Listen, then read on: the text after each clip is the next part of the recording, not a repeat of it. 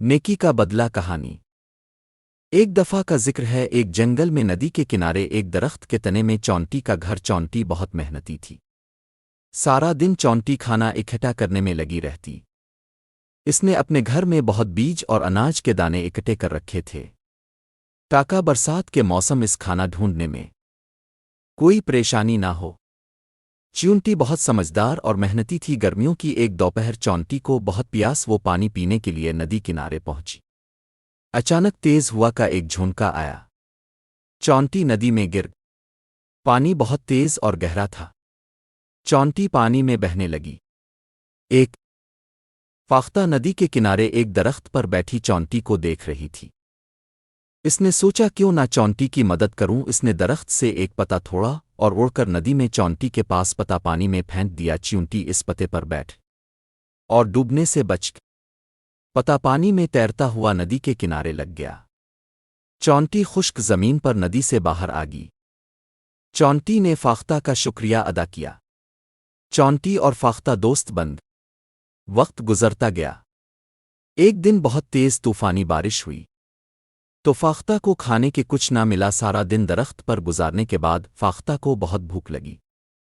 شام ہوگی، فاختہ بہت اداس تھی، بارش تھم چکی تھی۔ فاختہ زمین پر کھانے کے لیے ادھر ادھر کچھ ڈھونڈ رہی تھی، لیکن کھانے کے لیے کچھ نہ ملا۔ اتنی دیر میں چونٹی اپنے گھر سے باہر اور اس فاختہ سے پوچھا، کیا بات، تم بہت پریشان لگ رہی ہو؟ فاختہ نے چونٹی سے کہا، آج بارش کی وجہ سے کہیں سے بھی کچھ کھانے کو نہیں ملا، بہت بھوک لگی ہے، لگتا ہے آج بھوکا ہی سونا پڑے گا۔ چونٹی نے فاختہ سے کہا، فکر کی کوئی بات نہیں، میں نے اپنے گھر میں بہت سا کھانا جمع کر رکھا ہے۔ چونٹی نے اپنے گھر سے بہت سے اناج کے دانے دیے۔ فاختہ نے پیٹ بھر کر دانا کھایا۔ اس طرح فاختہ کی بھوک مٹ گئی۔ فاختہ نے چونٹی کا شکریہ ادا کیا۔ چونٹی نے فاختہ سے، شکریہ کی کوئی بات نہیں، تم نے میری جان بچی تھی، میرا بھی فرض تھا مشکل وقت میں تمہاری مدد کرتی۔ میں سارا دن محنت کر کے اناج اکٹھا کرتی ہوں تاکہ بارش کے موسم میں کام آ سکے۔ تم بھی اناج اکٹھا کرنے میں میری مدد کرو، ہم مل بانٹ کر کھایا کریں گی۔